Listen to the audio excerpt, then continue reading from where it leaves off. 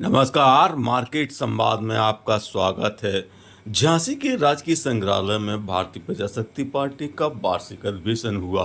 इस अधिवेशन में पार्टी के राष्ट्रीय अध्यक्ष पंडित पंकज रावत ने पृथक बुंदेलखंड राज्य को लेकर दिसंबर में होने वाली महापंचायत और अन्य प्रस्तावों पर चर्चा की।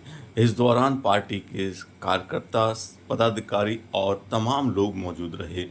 पार्टी के राष्ट्रीय अध्यक्ष पंडित पंकज रावत ने सामाजिक और अन्य मुद्दों को लेकर पार्टी के विचार व्यक्त करते हुए बताया कि किस प्रकार से उनकी पार्टी पृथक राज्य को लेकर आगे बढ़ रही है।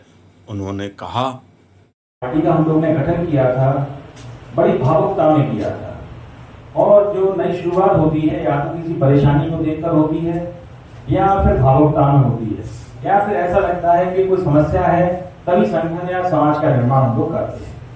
और मैंने ऐसे कई लोगों को देखा है जो किसी समस्या को देख के ये कहते हैं कि भाई साहब ये एनजीओ बनाना है।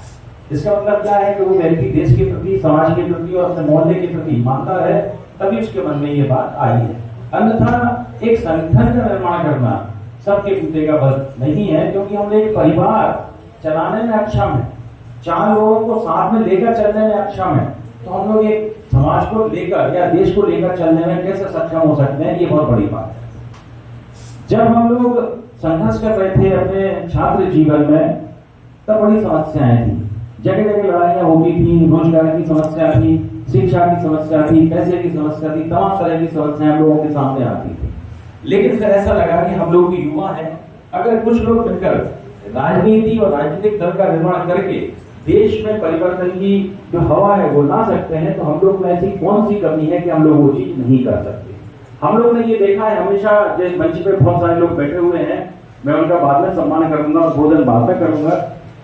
मैंने हमेशा ये देखा है कि हम लोग एक सट्टा खिलाने वाले विधायक के लिए, एक जुआ खिलाने वाले विधायक के लिए, सांसद के लिए, खनिज खनन करने वाले माफियाओं के लिए वोट तो मांग सकते हैं, लेकिन जो सीधा साधा पीएचडी किया हुआ इंसान है, जो पढ़ा लिखा इंसान है, जो अपने बच्चों को, अपने परिवार को, अपने समाज को अच्छा देखना चाहता है, जिसे एक गड्ढा देखने पर, सड़क में गड्ढा दिख जाए तो उसको देखकर तकलीफ होती है कि ऐसा ना हो कोई गिर जाए, मर जाए, चोट लग जाए, तो वो दूसरों की सोचता है, लेकिन जब वो खड़ा होता है तो उसे 200, 500, 700 वोट मिलते हैं। और बाद में हम लोग ये कहते हैं कि चोर डाकुओं का ये संसद है और विधानसभा है। तो ये जो एक छोटी सी बात है, तो हम लोगों ने जो पार्टी का विचार लाए थे, हम लोग को सन 2008 में लेकर आए थे और 2008 से हम लोग ने शुरुआत की थी कि भारतीय प्रजाशक्ति पार्टी का निर्माण करेंगे। लेकिन पहले हम लोगों ने भारतीय प्रजाशक्ति पार्टी, इसका निर्माण नाम नहीं था। उस समय बड़ी जाति व्यवस्था बहुत तेजी से चल रही थी और हमारी मायावती जी एक नारा देती थी, मनुवादी का। तो हम लोगों ने सबसे पहले उसका अपनी पार्टी का नाम रखा मनुवादी पार्टी। लेकिन बाद में जब हम लोगों ने विचार विमर्श किया, तो विचार विमर्श करने के बाद हम लोगों को लगा कि ये मनुवादी नाम जो है समाज के साथ और समाज के सभी लोगों के साथ न्याय नहीं कर सकता। तो फिर बाद में हम लोगों ने विचार विमर्श किया। हमारे ताऊ जी के लड़के हैं माननीय संजय रावत जी, उनका आभार है। हम लोग दतिया जाते थे माँ सीताराम राय के दर्शन करते हुए, तो हम लोग चर्चा करते हुए आते थे मोटरसाइकिल से, क्या महाराज ऐसी बात है कि जो मनुवादी पार्टी है ये अच्छा नाम नहीं लग रहा है, क्योंकि समाज के जितने भी वर्ग हैं सबके साथ ये न्याय नहीं कर सकता है, तो नाम बदलना है, इसका नाम क्या किया जाए। तब ऐसी मैं कहा कि देखो, उमा भारती की एक पार्टी थी उस समय जनशक्ति पार्टी, और वो जनशक्ति पार्टी का विलय बीजेपी को हो चुका था। तो उन्होंने कहा कि उमा भारती की जो पार्टी है जनशक्ति, इसकी आप शक्ति ले लो। और एक हमारे एक एक्टर हैं चाणचरण जी, उन्होंने एक पार्टी बनाई थी प्रजा राज्यम पार्टी। तो उन्होंने कहा एक प्रजा वो भी खत्म हो चुकी, फिर उसका ले लो प्रजा।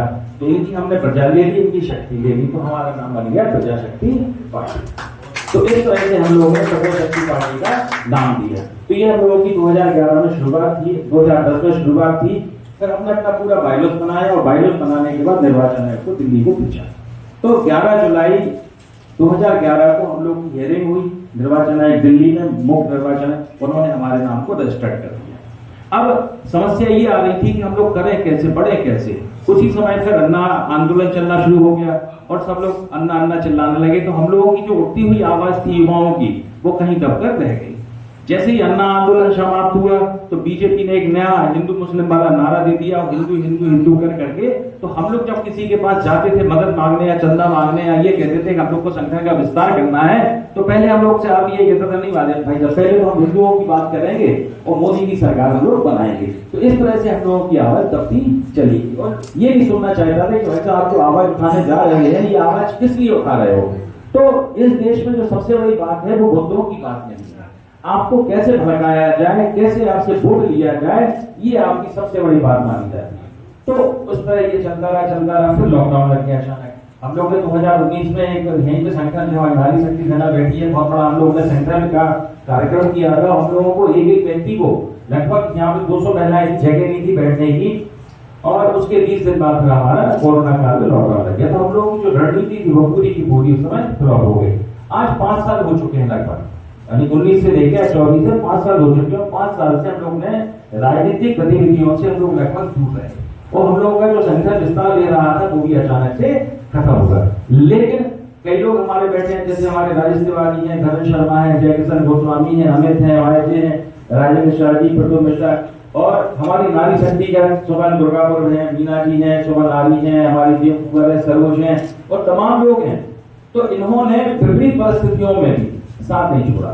इन लोगों को हमने जब बुलाया तब ये लोग आए। इन्होंने ये देखा कि पार्टी के पास फंड है नहीं है, पार्टी रावत जी उठ पा रहे, रावत जी काम करा पाएंगे नहीं करा पाएंगे, कोई योजना का लाभ दिला पाएंगे नहीं दिला पाएंगे, इन्होंने कुछ नहीं सोचा। लेकिन आज भी ये लोग कंधे से कंधा मिलाकर लगे हैं। आज हमारे साथ बड़ा संगठन है। आज हमारा अनुज गुप्ता जी दिल्ली के प्रदेश अध्यक्ष हैं, नंदन सिंह राजपूत कर्नाटक के अध्यक्ष हैं, हमारे आनंद मुश्किल कल बीमार हो चुके, उनके पैरों में पता नहीं क्या हो गया, वो मध्य प्रदेश के अध्यक्ष हैं। हम लोगों ने तमाम संगठन का विस्तार कर लिया है।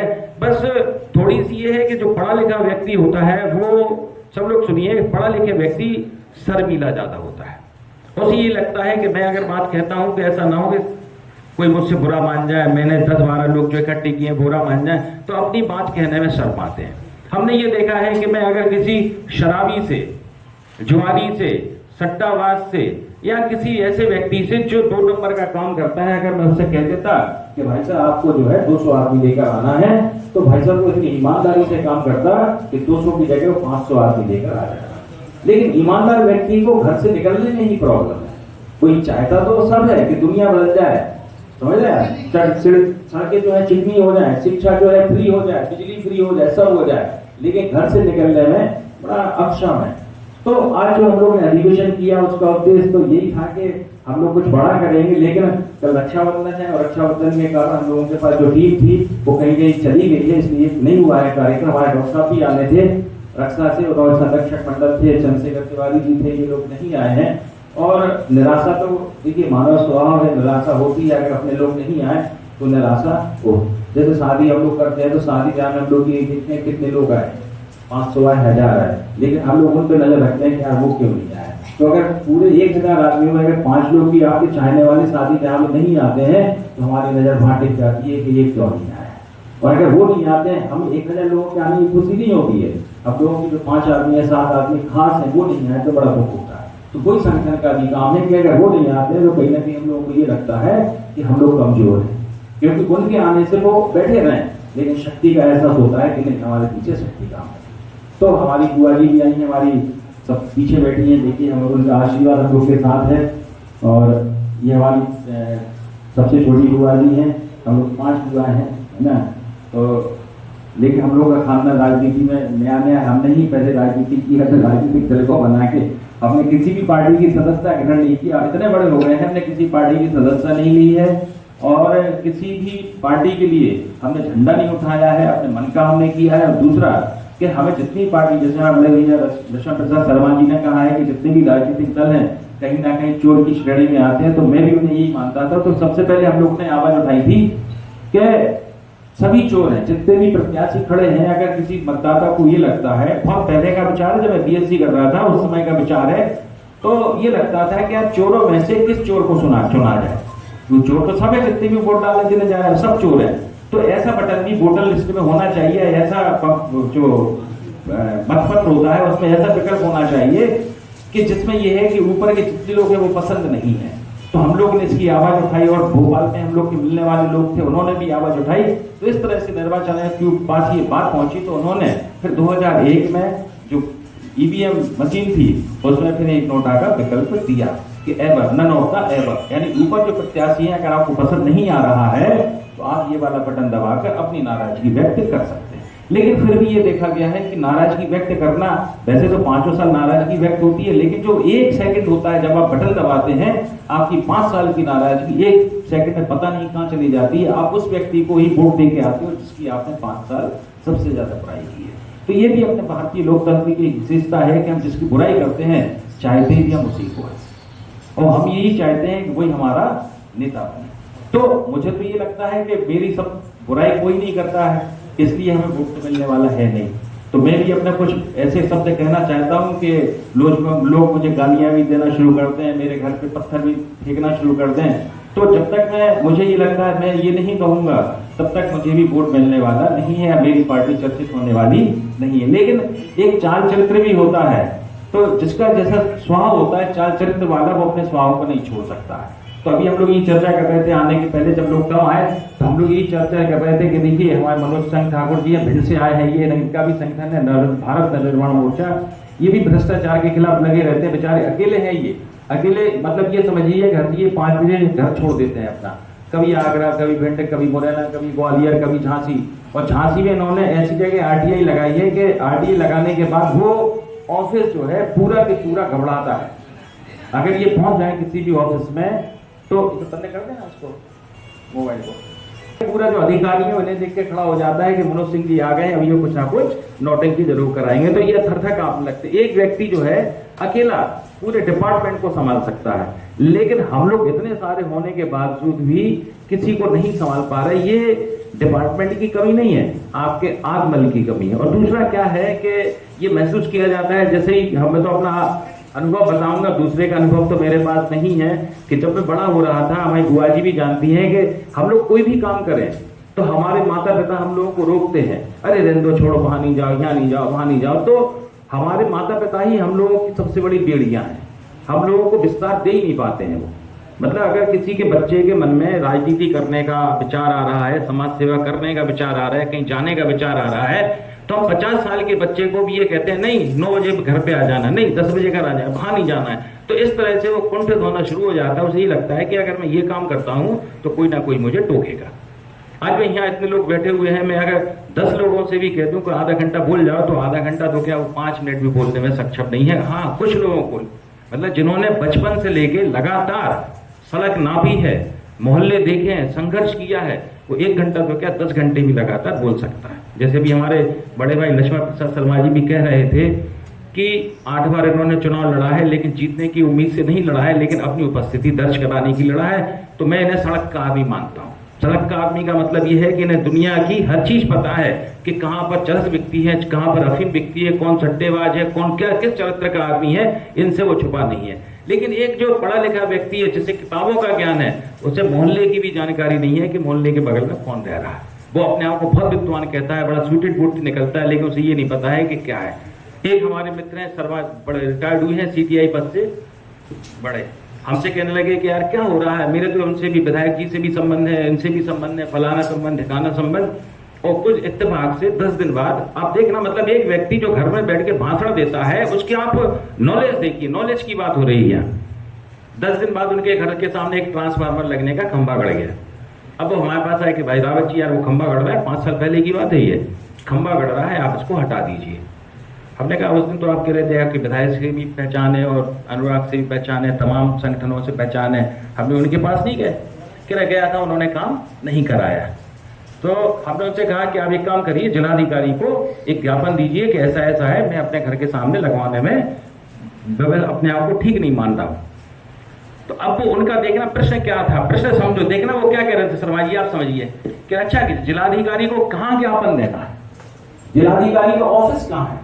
मतलब एक व्यक्ति जो अपने आप को कमरे में बैठ के जो हमें ज्ञान दे रहा था, मैंने घर में बैठे बैठे राजनीतिक दल का निर्माण कर लिया, वो हमें ज्ञान दे रहा था कि यार रावत जी तुम कुछ नहीं कर सकते, ऐसा तो हम, उसे ये नहीं पता है कि जिलाधिकारी का कार्यालय कहाँ है। तो यहाँ पढ़े लिखे जो ज्यादा पढ़ा लिखा व्यक्ति होता है, उसे वास्तविकता में ढूंढना तो छोड़ो, उसे ये नहीं पता है कि एसएसपी है, डीआईजी है, आईजी है, इनके कार्यालय कहाँ पर है, और अगर उसके कह दो कि एप्लीकेशन कहाँ लिखना है, कैसे लिखना है, तो उसे नहीं मालूम है।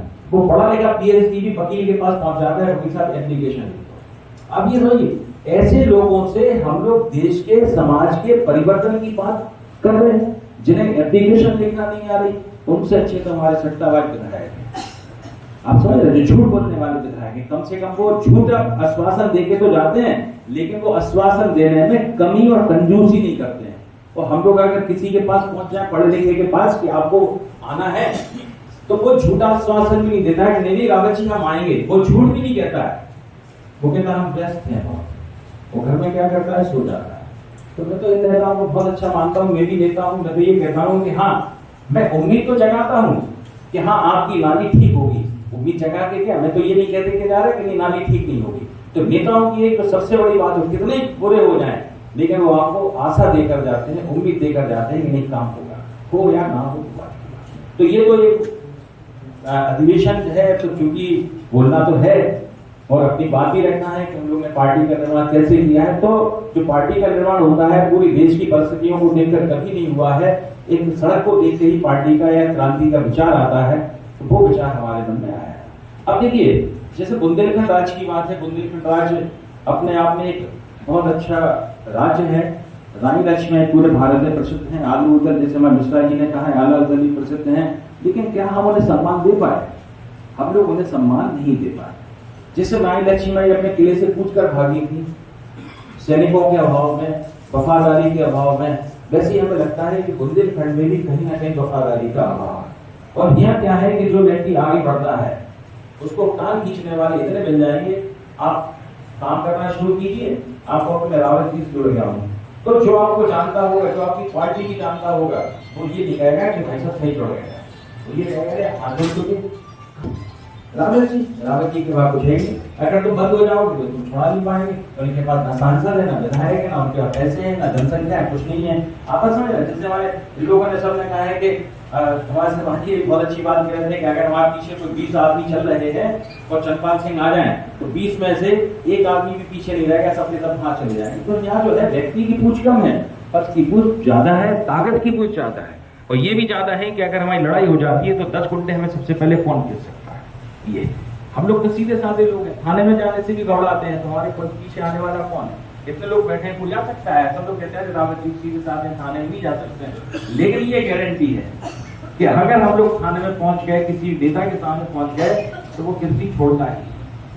और हमने ऐसे कई उदाहरण पेश किए हैं, मैं जानता हूं, हमारे लोग जानते हैं कि जहां हमने पैर दबाया, अपना रखा है, उस बदरचम कहीं वापस नहीं है। ये हमारी विशेषता है, हम लोगों की विशेषता है भारतीय प्रजा शक्ति पार्टी के, चाहे कम से कम कार्यकर्ता हो, पदाधिकारी हो, लेकिन उनकी दम रहती है कि अगर वो जाएंगे तो काम करा के आएंगे, चाहे कोई डीएम बना रहे या मंडल आयुक्त बना रहे। और मंत्रियों और सांसदों को हम लोग कभी सैंकते नहीं है, क्योंकि इनके पद आज है कल नहीं है, तो इनकी वैल्यू कभी होती नहीं है। तो जो बुंदेलखंड राज्य है, बुंदेलखंड राज्य के लिए हम लोगों ने एक रणनीति का निर्माण किया है, और मैं एक प्रस्ताव लेकर आया हूं कि प्रस्ताव में सबसे बड़ी बात यह है कि जब तक हम लोग एक बड़े आंदोलन की रूपरेखा तैयार नहीं करते हैं, और कम से कम 10,000 आदमी एक साथ इकट्ठे एक मंच पर एक जगह नहीं आते हैं और एक बड़ी रैली नहीं निकालते हैं, तब तक ये आंदोलन सफल होने वाला नहीं है। अभी हमारे सरमान जी कह रहे थे कि मेरे जीते जी नहीं बन सकता है, तो ये उनके उद्गार नहीं थे, वो तो अभी संघर्ष कर लें। अभी अगर उनके अकेले के संघर्ष करने से ये बनता होगा, तो आज से हमें ये मालूम है कि सलमान जी आज से लग जाएंगे और रुकेंगे नहीं जब तक बुंदेलखंड ना बन जाए। लेकिन उन्हें भी ये लगता है कि उनके अकेले संघर्ष करने से ऐसा होने वाला नहीं है, जब तक पूरी जनसंख्या, पूरी जनता, जितने लोग उन्हें जानते हैं या हमें जानते हैं, लोगों को जानते हैं, अगर एक साथ नहीं आ रहे तब तक नहीं हो सकता। उन्हें मालूम है कि इनके जीते जी एकजुटता नहीं आ सकती। तो ये इनकी निराशा नहीं थी कि उनके मरने के बाद होगा, उनकी निराशा ये थी कि हमारे बुंदेलखंड में एकता का पूरा अभाव है, और यहाँ के लोग मिलने वाले तो बहुत हैं, आपके मरने के बाद तो बहुत सारे लोग आ जाते हैं और सांत्वना दे जाते हैं, लेकिन जब आपकी जरूरत पड़ती है जीते जी, तब यहाँ के लोग नहीं आते। ये मेरा राजनीति का 10 साल का अनुभव है कि मेरे महामंत्री बैठे हैं करण सिंह जी, ये भी जानते हैं, ये मुझे सलाह देते रहते हैं कि रावत जी ऐसा करिए वैसा करिए, मैं इनकी सलाह को मानता हूँ। तो हमारे संतोष नायक जी बैठे हैं, राम कुमार यादव जी बैठे हैं, एनपी सिंह है, अमित यादव हमारे पिछड़ा वर्ग के अध्यक्ष हैं, अमित यादव जी आज ये आए नहीं है, हमारी सीमा गुप्ता जी आई हैं, बहुत बड़ा आभार है इनका। और हमारे अशोक शर्मा जी बैठे हुए, तमाम लोग बैठे हैं, हमारे जो जिलाध्यक्ष क्षत्रिय खानर समाज के राजकुमार पधार जी हैं, जिलाध्यक्ष बन के आए हैं और हम लोग इनको साथ बढ़ाकर भी सम्मानित करेंगे थोड़ी देर बाद। तो ये है। अब मेरा ये है, देखिए मैं एक मुक्ताकाशी मंच पर या किसी बड़े मैदान में दिसंबर के लास्ट सप्ताह में एक बड़ी सभा का विचार लेकर आपके सामने आया हूँ, प्रस्ताव रख रहा हूँ। अगर लगे कि आप तन मन धन से सहयोग कर सकते हो तो यहाँ बताना, नहीं तो हम लोग जो 4-5 लोग हैं वो ताकत लगाते हैं। तो पहला तो ये है कि हम लोगों को जो हम लोगों की मांग है, जैसे दिल्ली है, हरियाणा है, कर्नाटक है और तमाम ऐसे बड़े राज्य हैं। अब दिल्ली तो राजधानी है और दिल्ली राजधानी में 543 तो सांसद हैं और उनमें से मंत्री भी हैं, विधायक भी हैं, तमाम मतलब ये समझ लीजिए कि जो मंगल ग्रह और सूर्य ग्रह है वो पूरा की पूरा वहीं बैठा हुआ है। उसके बावजूद भी दिल्ली के लोगों को बिजली फ्री है। आप समझना, वहाँ पूरा उठोक चलता है। झांसी का हर आदमी मंगल सोमवार को निकलता है रात में, सामान लेके दिल्ली से झांसी आता है और पूरे भारत से सप्लाई होता है। तो व्यापारियों के शहर में, व्यापारियों की राजधानी में बिजली फ्री है, लेकिन हम लोगों के पास 8 रुपए यूनिट बिजली है। हमने ऐसे कई परिवार देखे हैं कि जब उनके बिजली का बिल आता है तो बेचारों को ये लगता है कि हम आटा खरीदें, बच्चे की फीस दें या बिजली का बिल आए। दूसरा ये है कि बिजली के बारे में मेरा ये भी विचार है कि एक दैनिक जागरण में पिछले मई में आया था कि जो लाइन लॉस है वो पूरा ओवरऑल 47% पर लाभ समझ रहे कि 100 में से सिर्फ 53 आदमी बिल देते हैं, बाकी 47 आदमी बिल नहीं दे रहे, वो फर्जी लाइट चला रहे हैं। 47% का आप समझ रहे हैं, ये मतलब है इसका। और जो 53 आदमी हैं वो अपना बिल तो दे रहे हैं, क्योंकि अगर हमने व्यापार शुरू किया है तो व्यापार का कोई ये नहीं चाहता कि उसे हानि हो। तो वैसे विद्युत विभाग है वो नहीं चाहता कि हमें हानि हो। तो जो 53 लोग बिल दे रहे हैं वो उन 47 लोगों का भी बिल देते हैं जो बिजली का बिल नहीं दे रहे। लाइन लॉस का मतलब ये होता है। और वो कहीं ना कहीं से पूर्ति भी करते हैं कि कैसे पूर्ति की जाए। तो जो आपका मीटर चलता है वो चमक करता है। अगर आपकी 100 यूनिट चली है तो लगभग 135 और 145 यूनिट तक पहुंचाते हैं, यानी 45 यूनिट तो वो ये लेते हैं। अगर 100 यूनिट से आपका ज्यादा हो जाए तो वो फिर उसकी गणना जो रीडिंग है 50 यूनिट की वो बदल जाती है। तो हम लोगों को ये नहीं लगता है कि इतने बड़े राज्य में, दिल्ली जैसे राज्य में अगर 200 यूनिट बिजली फ्री है तो बुंदेलखंड जैसे पिछड़े और गरीब राज्य में बिजली क्यों फ्री नहीं है। हम तो कह रहे फ्री मत दो, लेकिन जितना एक्चुअल बिल है वो तो हमें दो। एक व्यक्ति का 800 से लेके 1800 मतलब एक कमरे का बिल 1500 का बिल हमें त्रिपाठी जी के कमरे का बिल 2100 रुपए आता है, 2 कमरे हैं। 2100 रुपए कोई मायने रखता है। 2100 रुपए का मतलब ये है कि जब आपका 1000 वाट चलेगा, 1000 वाट तब 1 यूनिट होती है। अगर ऐसे 2 पंखे भी चलाते 100 वाट के, जब ये लगातार 10 घंटे चलेंगे तब 1 यूनिट बिजली होगी।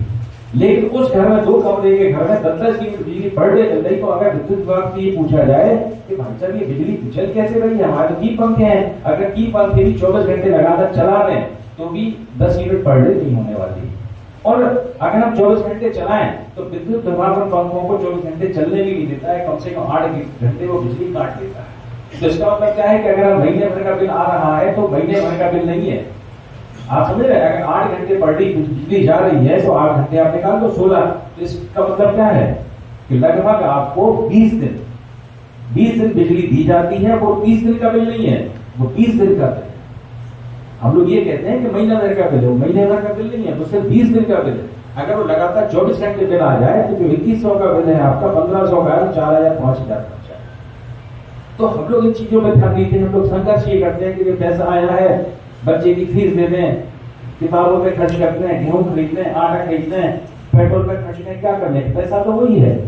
तो हम लोगों ने ये विचार रखा है कि जो लोग महासभा करेंगे तो इसमें कम से कम हम लोग 200 यूनिट बिजली का फ्री रखने का हम लोग आंदोलन करेंगे। और हम लोग का ये स्वैच्छिक आंदोलन है कि जो गरीब लोग हैं, मध्यम वर्गीय परिवार के लोग हैं, जिनकी आय 5000 या 8000 रुपए महीना है, उनके लिए तो बिजली फ्री होनी ही चाहिए। क्योंकि हम लोग अपने नागरिकों को, अपने बच्चों को पढ़ा रहे हैं तो 5000 महिला ऐसी है जो 10 घंटे की सूचना पर कहीं भी उपस्थित हो सकती है। क्योंकि हम लोगों के पास पैसे का अभाव है, पार्टी का फंड नहीं है। आप समझ रहे हैं। और गांव की महिला, जैसे हम लोग शहर के लोग हैं, अगर हम लोग शहर में किसी, अगर जैसे यहाँ बैठे हमारे जयकिशन भाई हैं, हमारे आशुतोष हैं, जो बेरोजगार युवा हैं, अगर इनसे ये कह दिया जाए कि आपको यहाँ से लेके मेडिकल तक जाना है टेम्पो में बैठ के, तो हो सकता है कि इनके पास ही किराया ना निकले। देखो परिस्थितियां सबकी एक जैसी नहीं होती हैं। वैसे ही अगर गांव की महिला है, अगर वो आप उसके मन में लड़ने की इच्छा तो है, झांसी आने की इच्छा है, लेकिन उसके पास पैसे नहीं है तो वो नहीं आ सकती, तो हम लोगों को कम से कम उसमें आने जाने के किराए की व्यवस्था तो करनी पड़ी। तो हम लोगों के पास नफर नहीं है कि हम उनको किराया देकर झांसी बुला पाए।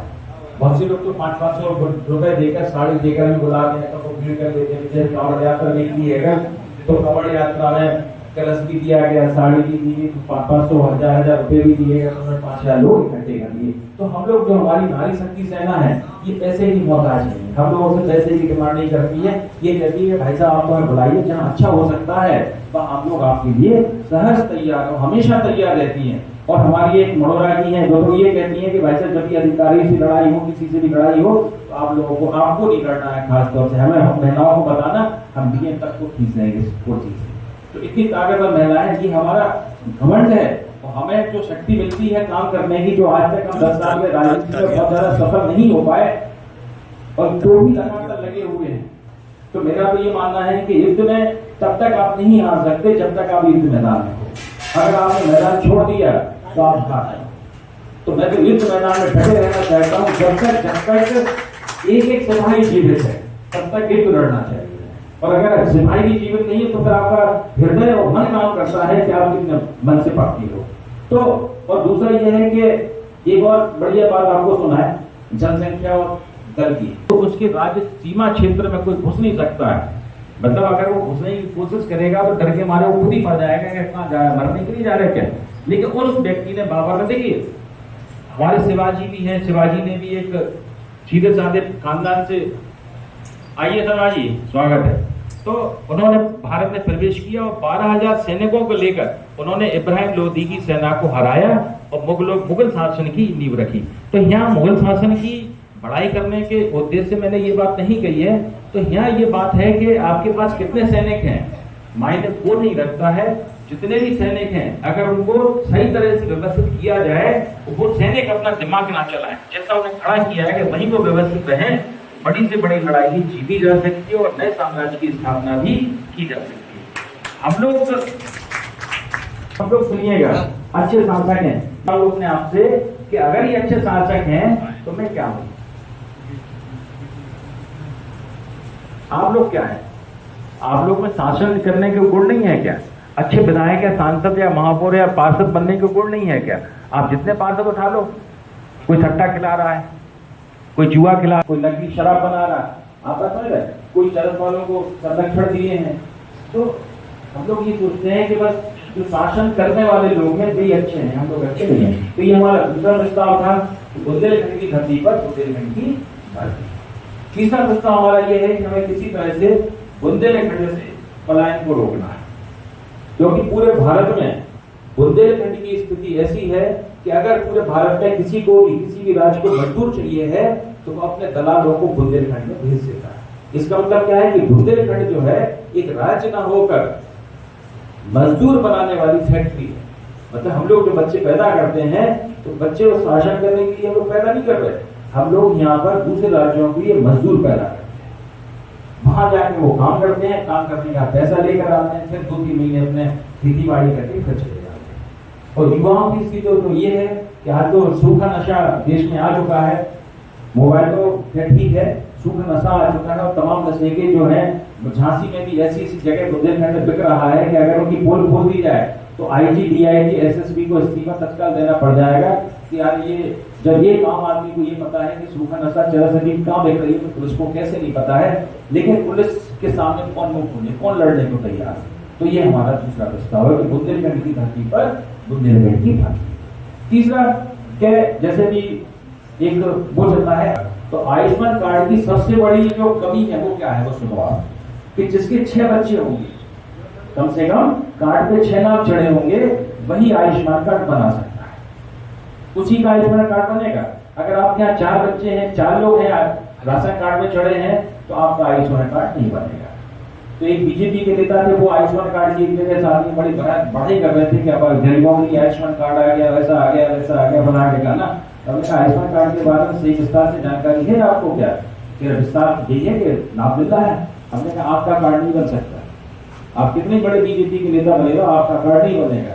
कह रहे क्यों? हमने कहा आपके कितने बच्चे हैं? कह रहे 2 बच्चे। हमने कितने हो गए? कह रहे 4। हमने 6 लोग, कम से कम 6 लोगों पर आयुष्मान कार्ड बनता है। यहाँ जितने लोग बैठे हैं जिनके 6 बच्चे होंगे, 6 राशन कार्ड में जुड़े होंगे, वही आयुष्मान कार्ड बना रहे होंगे बाकी। तो दूसरा क्या है कि दलालों के आयुष्मान कार्ड बनते हैं, जिनका डॉक्टरों से संबंध है, वे अपनी बीमारी को लेकर आयुष्मान कार्ड दिखा के भर्ती हो जाते हैं और आयुष्मान कार्ड में 5 लाख का कम से कम इलाज के लिए। तो उनको अगर डेंगू भी हुआ होगा, मतलब 2 कुनेन की गोली से डेंगू ठीक हो सकता है, मलेरिया ठीक हो सकता है, उसका भी बिल 2 लाख रुपए से कम ज्यादा बनता है। आप बैठे हैं, आपको पता होगा कि बहुत सारे डॉक्टर हैं।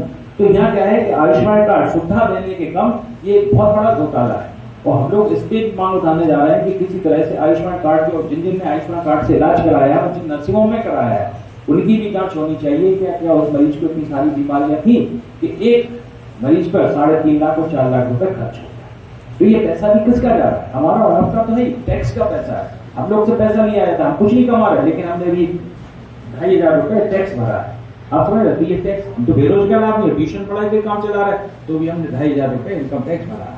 हमारे पास आयुष्मान कार्ड नहीं है, बिजली फ्री नहीं है, शिक्षा फ्री नहीं है, किसी तरह की किताबें फ्री नहीं है, लेकिन तो भी हम लोग संघर्ष कर रहे हैं। तो ये हम आपको सबकी बात, तो ये हम लोगों का विचार है कि किसी तरह से देश में शिक्षा और स्वास्थ्य फ्री होना चाहिए। देश की शिक्षा, अगर हम दिल्ली और गांव की शिक्षा का ही अंतर कर लें तो हमें ये लगेगा कि एक हिमालय है और एक गड्ढा है। मतलब अगर दिल्ली में पढ़ने वाला बच्चा झांसी आ जाए तो जितने बच्चे झांसी के गांव के स्कूल में पढ़े हैं वो उसको अपना नेता मान ले, कोई उससे बहस नहीं कर सकता है। क्यों? क्योंकि कक्षा 2 का दिल्ली का पढ़ा हुआ व्यक्ति यहाँ के कक्षा 8 के बच्चे से मार नहीं होता है। तो शिक्षा का इतना डिफरेंस, इतना अंतर, ये हम लोगों को बांटना चाहिए, क्योंकि शिक्षा जो है राजनीति है। बुंदेलखंड के इधर यानी बुंदेलखंड के स्वाओं की विपरीत हम बोल रहे हैं तो फिर आपको नकार सकते हैं, क्योंकि नए विचार की उत्पत्ति फिर होगी। विचार तो विचार है, और विचारों का क्या है कि अगर हम समय में बच्चे को दवाई नहीं मिलती है तो उस दवाई का बाद में आने का